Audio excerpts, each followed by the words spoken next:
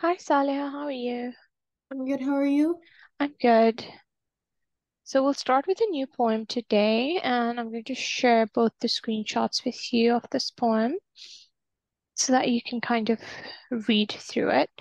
What I'd like you to do is to read out the poem, read Okay. it out loud, and then we will start to annotate it, okay? Okay, and Sword, I have one more thing to say. Mm-hmm. The reason why they don't have the anthology in the past papers is because they stopped because of COVID. Mm-hmm. Mm-hmm. So in the specification of the new specification, at least what I read, it said that they will start to put the anthology from this year. Okay, great. I don't have set update on my end, but like I said, there's no harm in us doing the anthology, so we're going to go ahead with it. And if it in case does come, then that's well and good because you've already attempted it, so you know what's up. And if it doesn't come, then it's still practice for the unseen poetry. Yeah.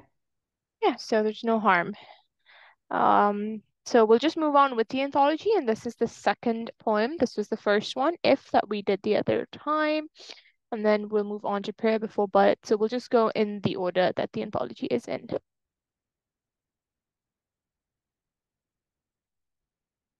Okay. Great, go ahead. Can you please read it out loud? Okay. I'm not yet born, oh hear me. Let not the blood-sucking bat, or the rat, or the stoat, or the club-footed gull come near me. I'm not yet born, console me. I fear that the human race may with tall walls wall me, with strong drugs dope me, with wise lies lure me. On black racks rack me, in bloodbaths roll me. I'm not yet born, provide me with water to dandle me, grass to grow for me, trees to talk to me, sky to sing to me, birds in a white light at the back of my mind to guide me. I'm not yet born, forgive me, for the sins that in me the world shall commit, my words when they speak to me, my thoughts when they think me, my treason endangered, my traitors beyond me, my life when they murder me, my life when they murder by means of my hands, my death when they live me. I'm not yet born, rehearse me in the parts I must play and the cues I must take. When old men lecture me, bureaucrats hector me, mountains frown at me, lovers laugh at me, the white waves call me to folly, and the desert calls me to doom, and the beggar refuses my gift, and my children curse me. I'm not yet born. Oh, hear me. Let not the man who is beast or who thinks he is God come near me. I'm not yet born. Oh, fill me with strength against those who freeze my humanity, would dragoon me into a lethal automated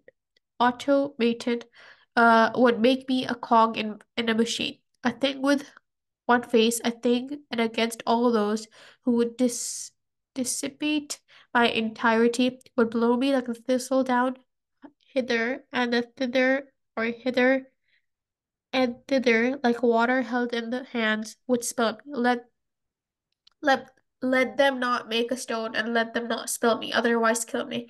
Sorry for reading so bad. I'm a bit sick today, so It's okay. I could hear it in your voice. Don't worry about it. It's fine. It happens. Okay. So having gone through the poem, can you tell me what you have understood what the poem is about? What do you think is happening? it kind of gives me a vibe that the person who's talking is kind of like a fetus Mm-hmm. Mm-hmm. who's not born yet, obviously.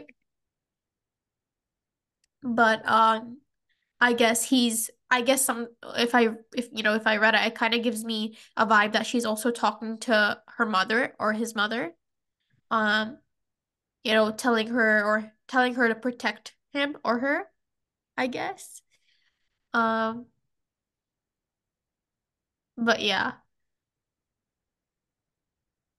there's a lot of anaphoras as well as caesuras and enjambments. Yeah, there's a lot of caesura and Jamin. What other techniques have you highlighted? Caesuras, enjambments, anaphora. I noticed, can you go down? I noticed like alliteration. Mm-hmm. out there with the tither hither that part. Yeah, and the second last stanza almost. Sorry, I can't see your screen. Yeah, okay. Yeah, sorry, just 1 second. There's some kind of glitch happening on my end. Just give me a moment. No worries.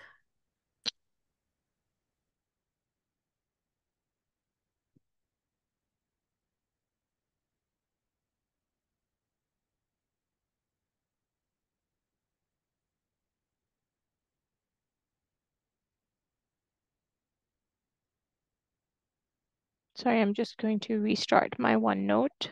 No worries.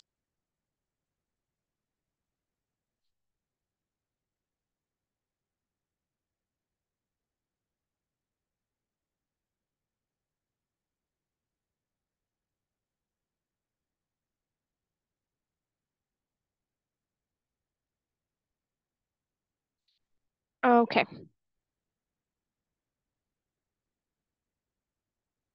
All right, so let me scroll down for you where you said you wanted the tither hither. Mm-hmm. Yeah, so I noticed, sorry. No problem.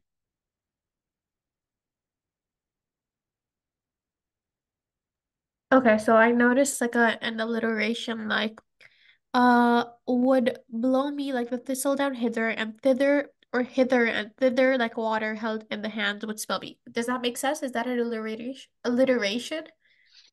Yes, we can count it as alliteration. We can also count it as some kind of consonants because we have the T and the H sounds that have been What's a repeated. consonant?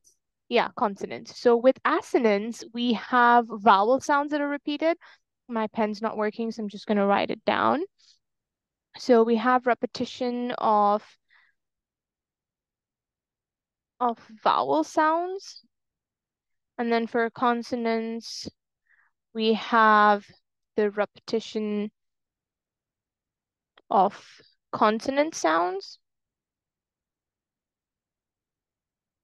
And then we have sibilants, which is a specific repetition of the S sounds.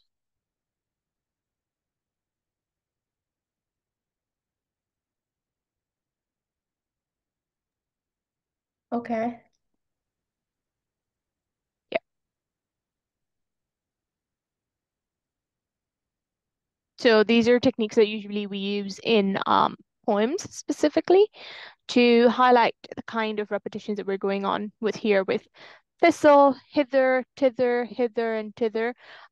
We don't just have the first alphabets because it's just generally consonant sounds. So it's not just about the first alphabet because alliteration is more focused on the first letter, but consonants is just a repeated sound. So even the, like with the hither, tither, hither, tither, the sound, the consonant sound is what we will come and kind of annotate as consonants. Okay. Okay. Yeah, I'll try and highlight it with um my mouse.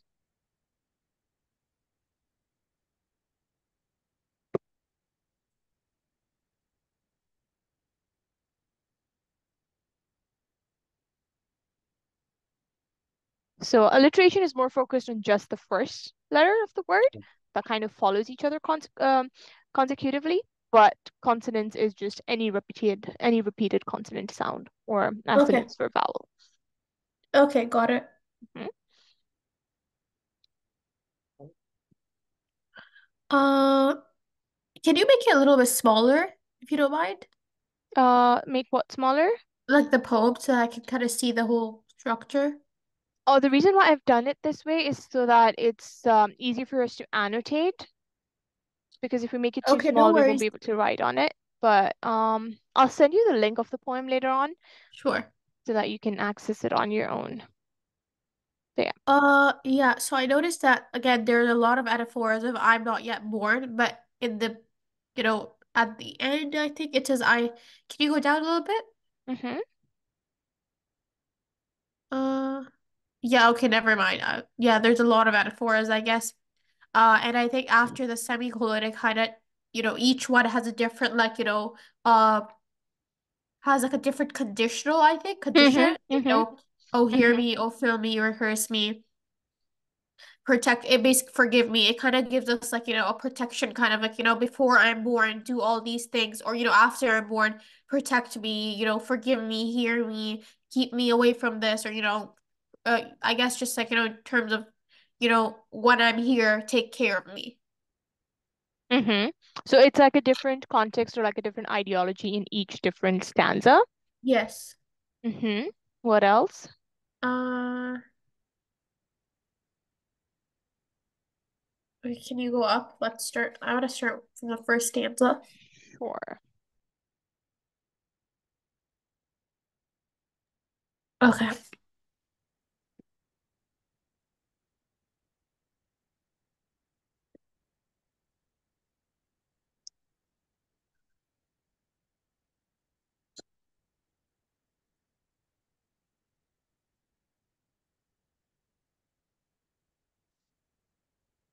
Over here, like she says, I'm not yet born. Provide me water with water to dandle me, grass to Mm-hmm. grow for me, trees to talk to me, sky to sing to me, birds and a white light in the back of my mind to guide me. So it kind of gives like a vibes of like, help me grow in a Mm-hmm. way, Mm-hmm. Mm-hmm. you know, Provide me or with help like the me. specific things needed for growth. Yeah. Mm-hmm. And I think she said these specific things, but it kind of indirectly kind of tells us like the real things that are in the world. Like if she says like grass to grow for me, it kind of gives me a vibe of like food or Yeah. Mm-hmm. water. Mm-hmm. What does dandle mean? Well, water to dandle me is again just kind of like growth, but if we want the exact meaning of dandle, just check. Dandle actually means um to move up and down in a playful way. Okay. So I guess it's just to do with growth, like with water to dandle me, to allow me the Yeah. energy to move about. Yeah, I guess. Yeah, then it says trees to talk to me, which kind of says, entertain me, guide Mm-hmm, me, I mm-hmm. guess, in a way, guide me so that I can grow into a better person. Um, Just to kind of also hint at the fact that you don't want to be lonely in life, to have someone yeah, with you at all times. yeah. So I think this is kind of like a parent love relationship, you could kind of say, I guess. Mm-hmm, Like one of the themes could be like, parental, like child and parental relationship. mm-hmm. Um, sorry, just give me a second. I just need to blow my nose really quick. Yeah, no problem.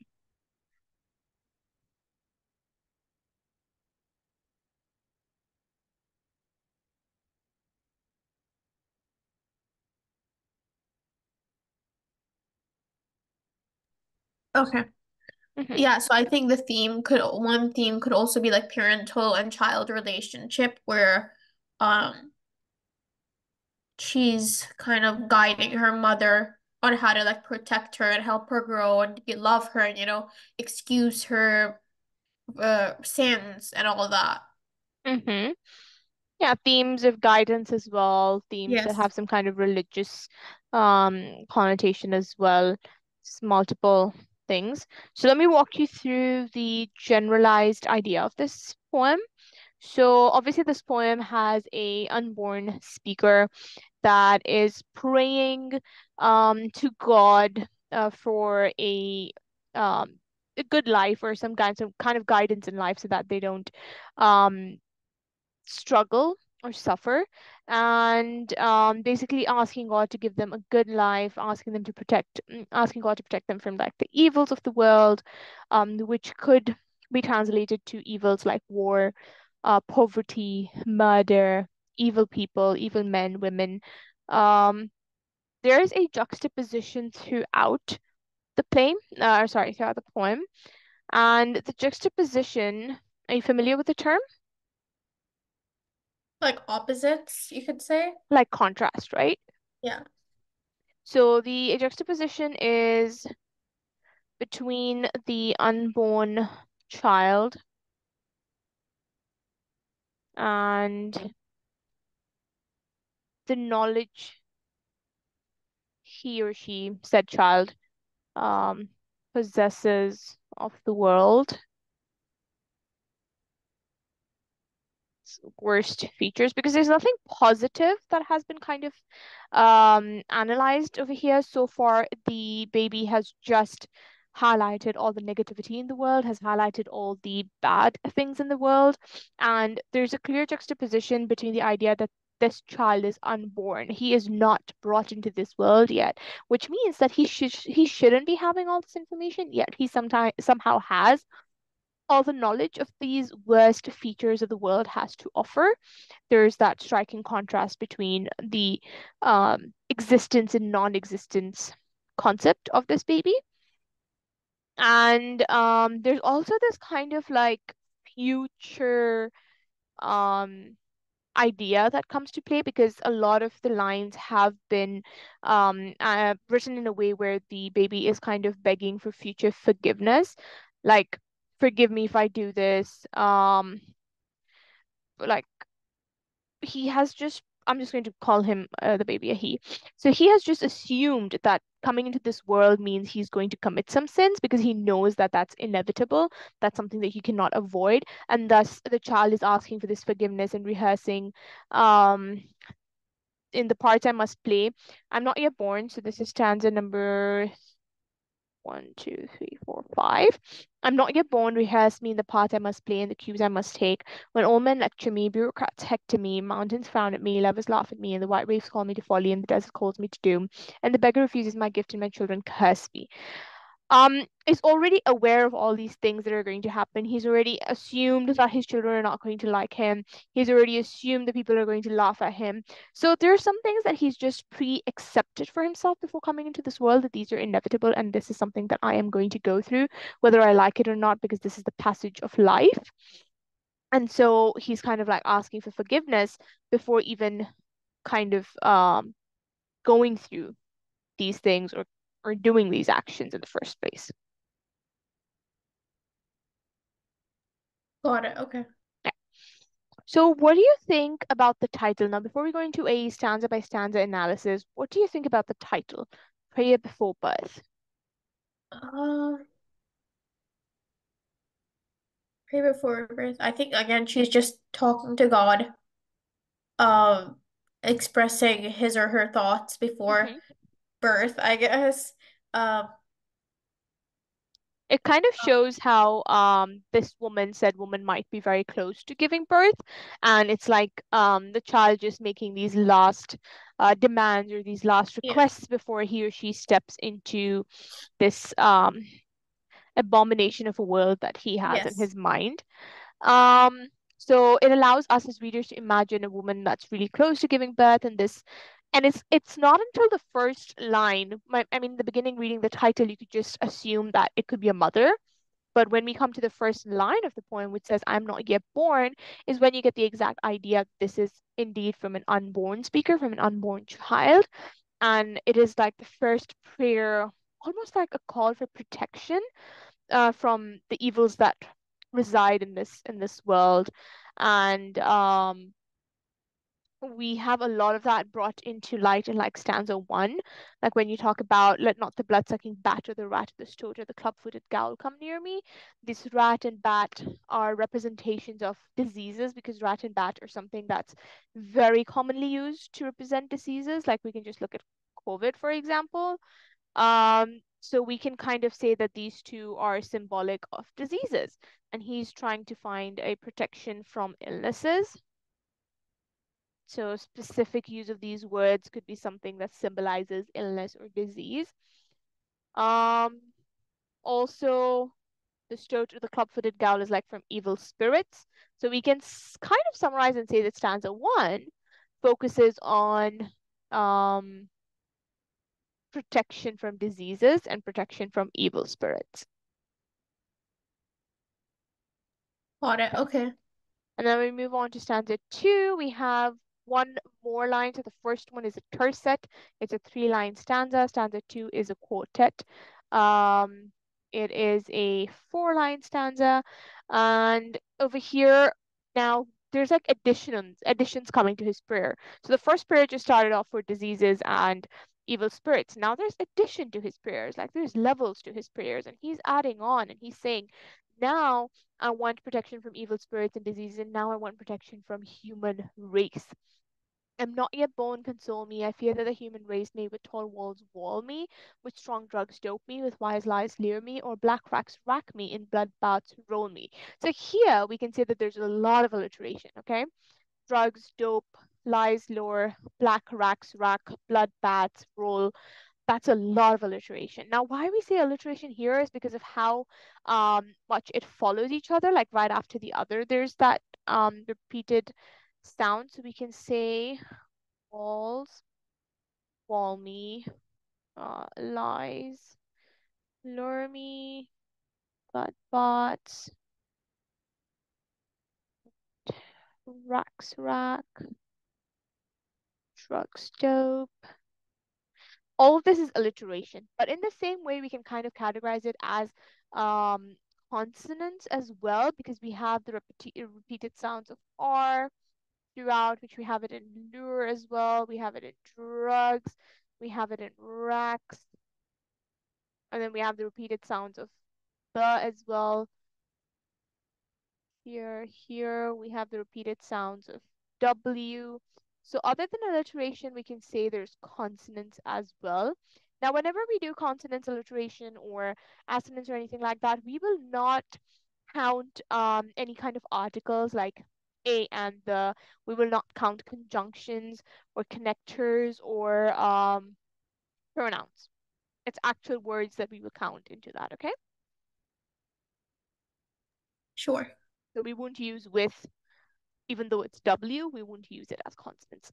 We can, however, if we want to categorize it as consonants, it's more like saying that the continuous use of W or the continuous sound of W creates emphasis.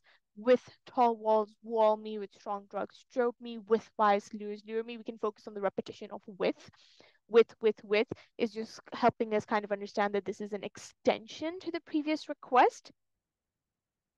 And that's how we can say that the repetition of the word with helps us understand that this prayer is an addition to the prayer above.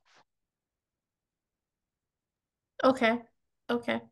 So this paragraph or this stanza, like I was saying, is asking for protection from addiction, protection from war, which is again two very strong concepts. And it again gives us the idea that it's a very intelligent or someone or intelligent person or someone who possesses a lot of knowledge, because this reflects a grown person who has experienced these deadly evils, but there's like a newborn that's talking about it. There's that complete conflict or juxtaposition here again, because the experiences of an experienced man or an old person is reflected through the mouth of a newborn or an unborn child. It also lets us know that the newborn baby is very knowledgeable, and there's also a huge, I would say, contrast. So we can say a contrast between innocence and evil. The innocence of the child and the evil of the world is very, very, very strongly juxtaposed in this particular stanza. Okay. Do you if you feel I'm going too fast for you, you can ask me to backtrack. No, no, you're going fine. Okay. I'll let you know though if you do. All right. Because sometimes my mouth moves faster than my brain and it's harder to catch up. No Okay. worries. So stanza number 3. I'm not yet born, provide me with water to dandle me, grass to grow for me, trees to talk to me, sky to sing to me, and a white light in the back of my mind to guide me. Um, Here, like we said, it's like the child is asking for provisions. The child is very aware that there's poverty in this world, so he's asking God to not let him live a life like that. He knows that poverty is one of the worldly evils, and that's why he wants water, and he wants food, and he wants, someone to be there for him and have the wisdom to survive. And he understands that this is something that is very possible for him to endure when he comes out to um the world. So we can say one of the worldly evils. And we come to stanza 4. I'm not yet born, forgive me, for the sins that in me the world shall commit. My words when they speak to me, my thoughts when they think of me, my treason engendered by traitors beyond me, my life when they murder me by means of my hands, my death when they leave me. So the over here we can see a very kind of dismal view of humanity. He already knows that humans are going to take advantage of him, and he is asking for forgiveness preemptively, like even before um doing the wrongdoings. He knows that it's something that he is not going to be able to avoid once he's in the world, so he's asking to be forgiven in advance. um and the author, and in this case we can say the author is already aware that no human being has the power to avoid sin, which is why there's this preemptive nature of asking for forgiveness for the sins that he's sure that this child will be committing, even something as extravagant like treason or murder um, is something unavoidable or inevitable in this case. Okay, okay. Okay, I want you to try and give me an analysis for stanza 5. It's I'm not bored yet. Rehearse me, right? Mm-hmm. Okay. Let me just read it one more time.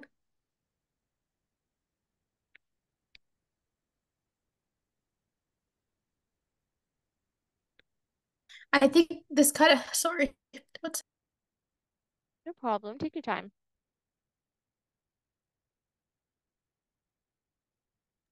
Okay, so I think the stanza kind of covers how she's asking God to give her knowledge, but also guidance and how to manage and tackle situations. Does that make sense? Mm-hmm. Like what she says, what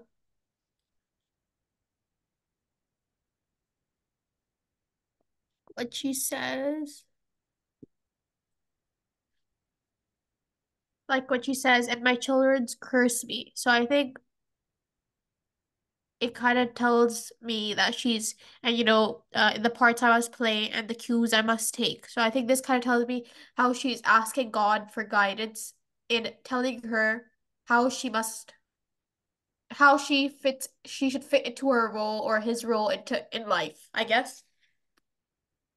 Okay. So again, this stanza we can just kind of categorize it as guidance. Okay.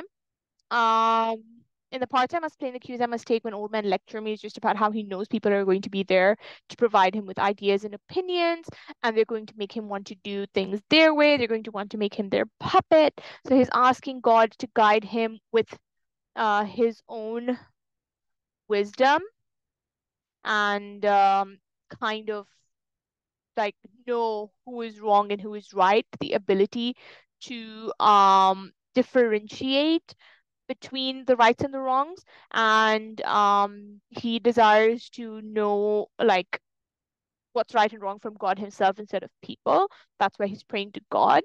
And the desert calls me to doom, and the beggar refuses my gift, and my children curse me. There's again mountains frown at me. The poet has brought in the idea that sometimes even nature might be against him. Okay. And so it's kind of like asking him what to do when even nature, along with humans, have turned their backs on him. So asking for strength. So we can say asking for strength and endurance. And he's also asking for guidance. When a beggar refuses my gift and my children curse me. Again, he's very aware of the fact that sometimes children turn away from their parents, and that's like a very good possibility that this could happen to him. So he's preemptively again asking for guidance and protection on what to do when this happens to him. So generally asking for strength and endurance to endure life. Um, for strength. So we can say for strength to endure life through all these hardships. That's what we can kind of say that it is. Okay, got it.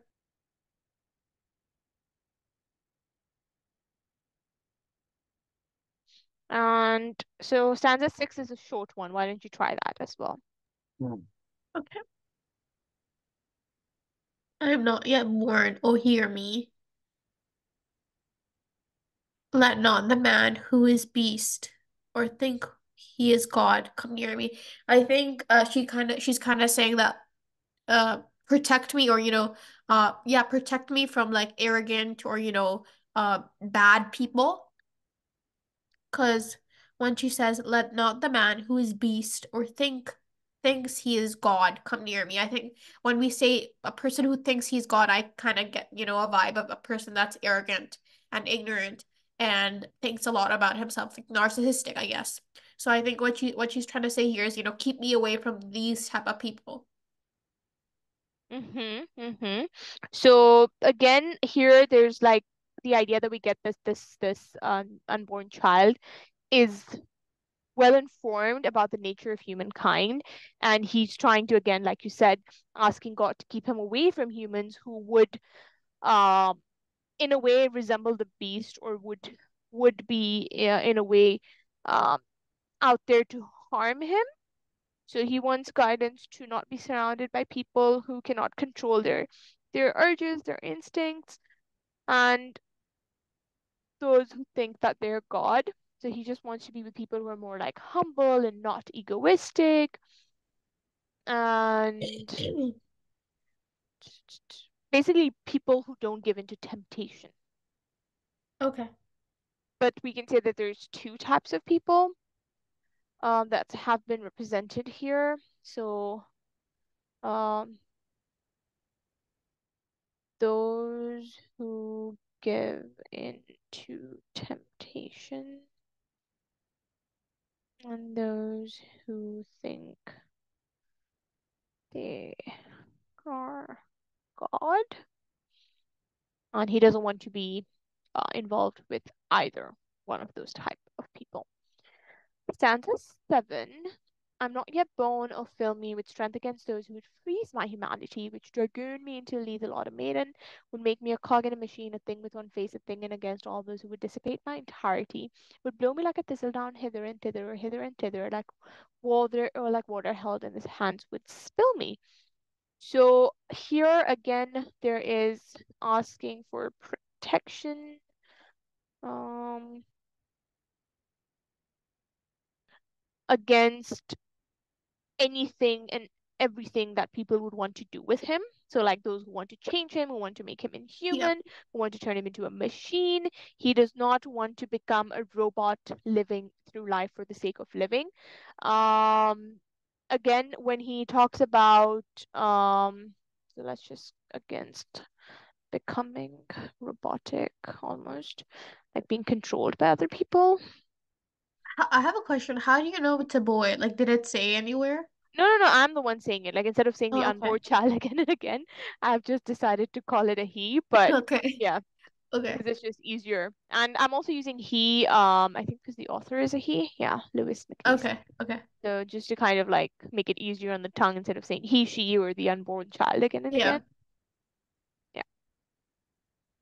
Yeah. So protection against becoming robotic or being controlled by people.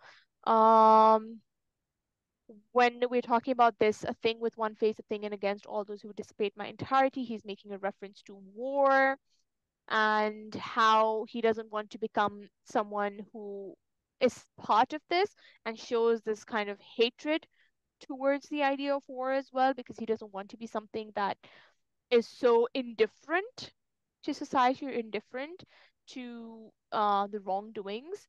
And he does not want to become a lethal automaton, with again something that kind of kills and something that's kind of heartless. He wants to be protected from becoming heartless. So we can say he does not want to be heartless or indifferent He wants to be someone that feels and resonates with the sufferings of society. And now the final stanza is kind of, we can say it's known as a couplet because it's a two-liner Yep. stanza. And this is protection against death or against being killed. He I does guess it not also want, kind of gives me like a vibe of like, don't make me don't make me like a very cold person. I guess does that make sense? Like let them not make me a stone. yeah, Like, it let kind of me gives be, me let me be someone who has my feelings yeah, intact at the end of the yeah, day. Hmm, yeah. good.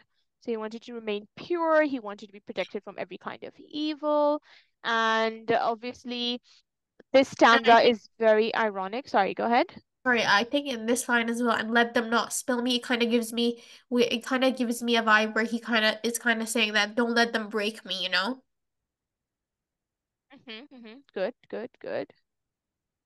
And he's saying otherwise kill me, I guess. In a way we can kind of see that, it kind of gives you like a biblical type of like vibe where they know not biblical but like any religion, bad things are bad. But I think Mhm. over here when he says let them not make me a stone, which is bad, and let them not spill me, so which is let them not break me, otherwise kill me, which says, if I become like a bad person, then do kill me. Does that make sense? Because I Yeah. deserve it in some way. Exactly, exactly. It's like protection from not being killed by them or not becoming into this thing that he's so scared of. He wants to be protected from being turned into this thing that he greatly fears.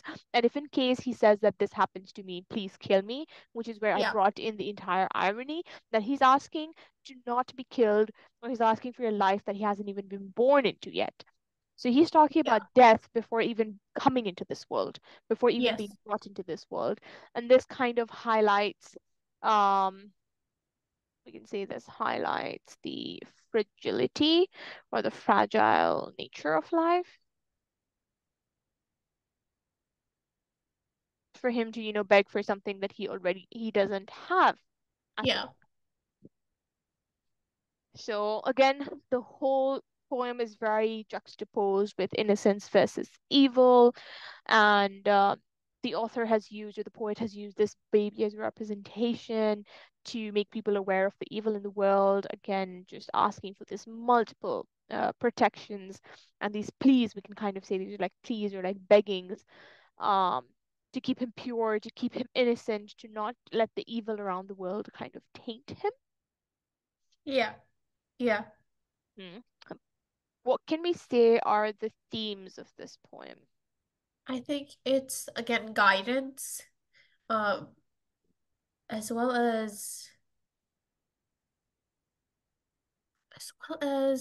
Why am I saying religion is because obviously this is a prayer to God. So yeah, obviously it is very religious. as well as guidance, protecting, again, protectiveness, guidance, religion, theme could be power in some way, in a way where, the person's not even born yet, but she or he thinks that they have the power to, ask God for all this. Does that make sense?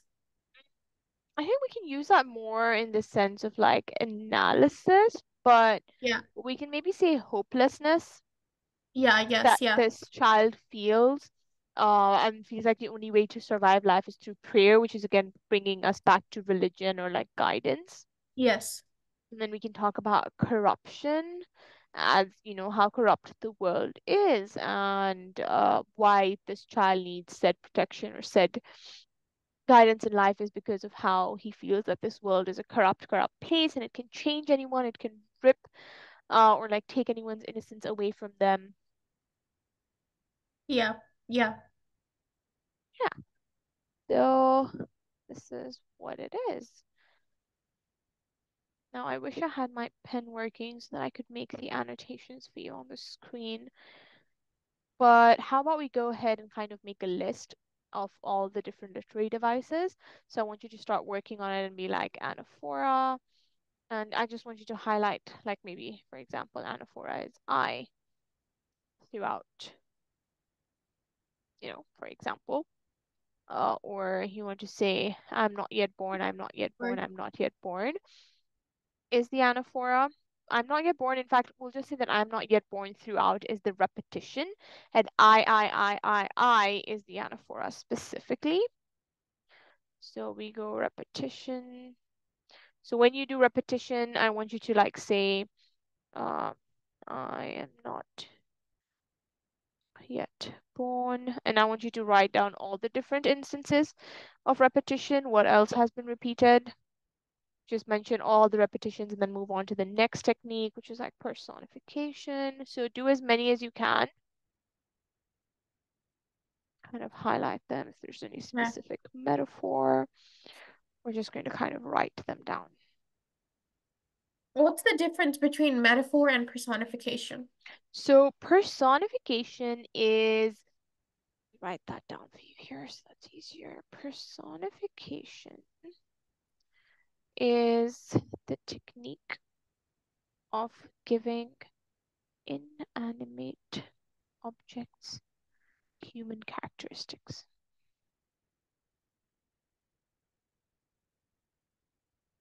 For example, when we say that the wind was whispering, the wind can't whisper, humans can. The wind is the inanimate object that has been given the human characteristic of whispering. When we say the stairs were groaning under my weight, the stairs is an inanimate object. Groaning is a human characteristic of, groaning in pain. So Got it.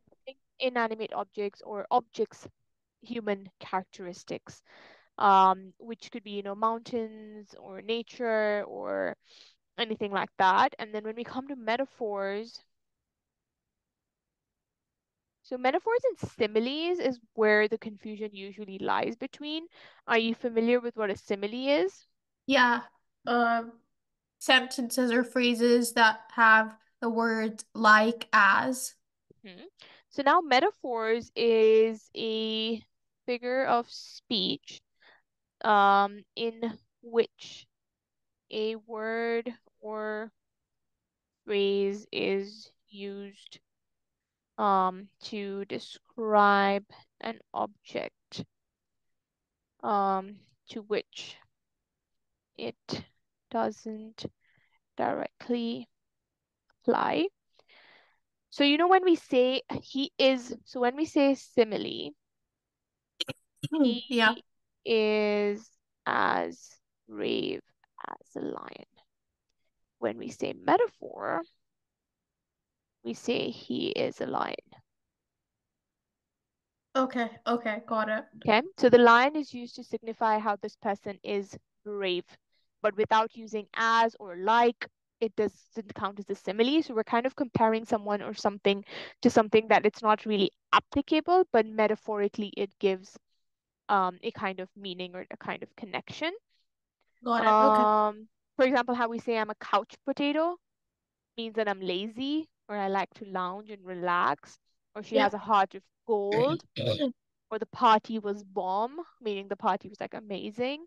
Yeah. So metaphors is like a lot of what's the current people call Gen Z, millennials. Yeah. Yeah, that's the kind of slang that we everyone uses today. It's very metaphoric all the time. Okay. Got it. Okay.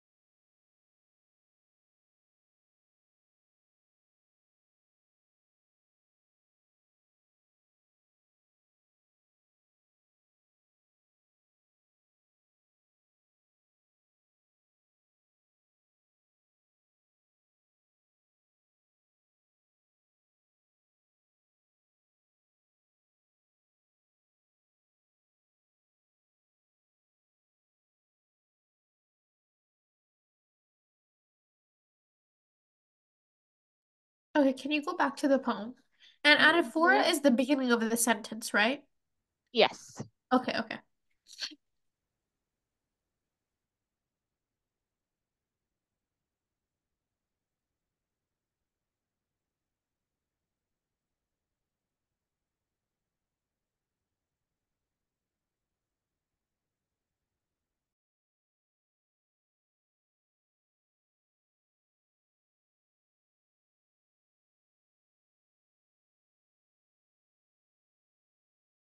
Okay, can you go back? Sorry.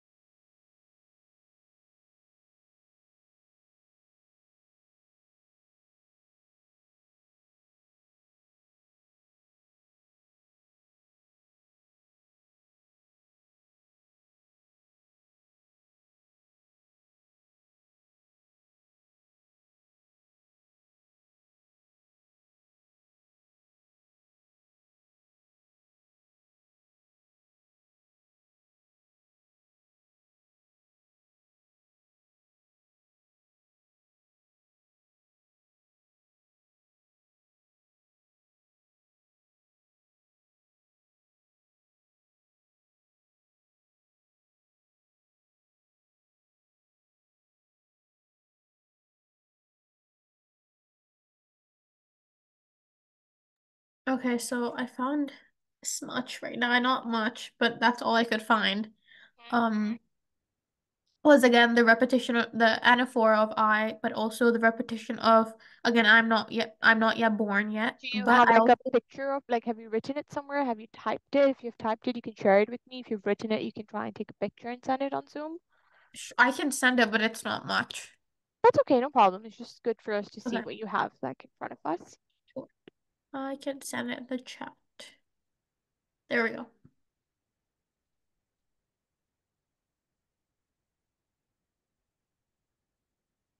Okay.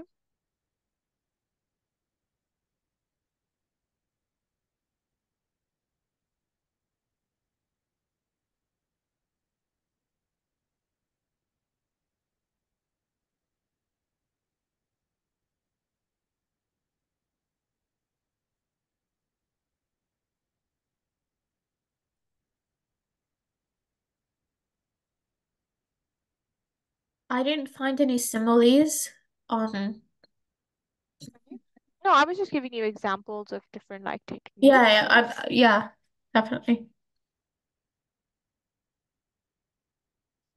Let me just pull up my notes so we can see what we have.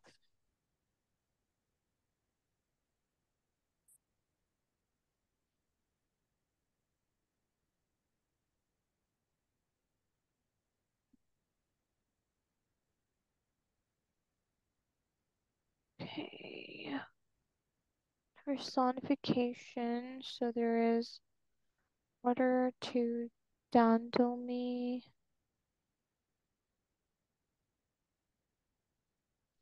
And trees to talk to me. Mhm. And then we can say um, mountains frown at me.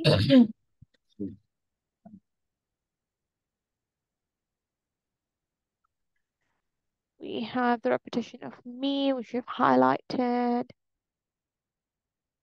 So we have metaphor, tall walls wall me, which is kind of like, again, the ideology of war and how he feels like closed off and like suffocating. We have short sentences, like otherwise kill me with the last one.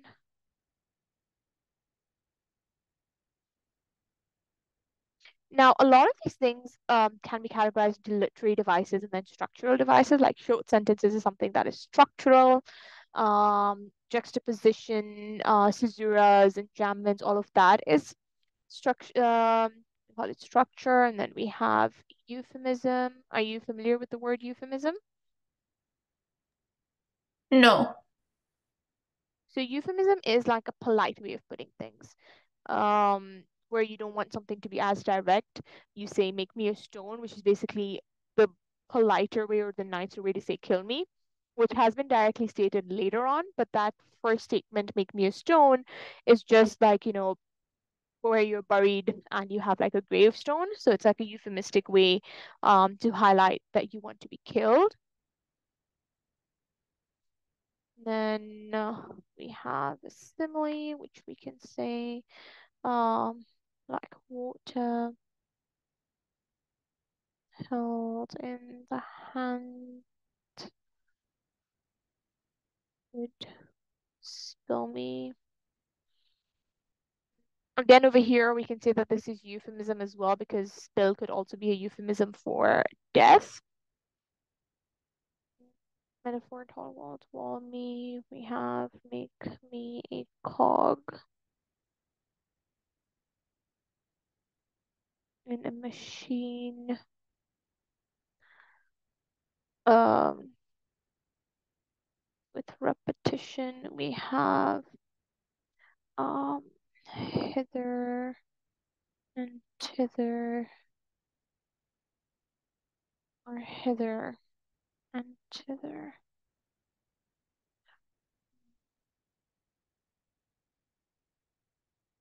Juxtaposition,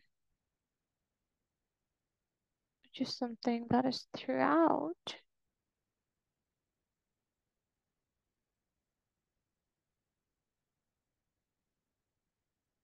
But then it's also there in children curse me. Again, to show that innocence versus evil. Sorry, innocence versus evil. Um, we have what we call plosive sounds. So plosive sounds is something that is repeated in like T, B, P, D, and there's I think two more alphabets that I can't remember. But these plosive sounds are like harsh sounds. Got it. So in things like blood sucking bat or yeah, blood sucking bat, club-footed gal, I think can be also categorized. I think the other alphabet should be a G, but I'll have to check. And then other than this, we have assonance. So assonance is the same line that we highlighted the alliteration. So tall, walls, wall, and black, racks. Rack, and the assonance sound over here is A.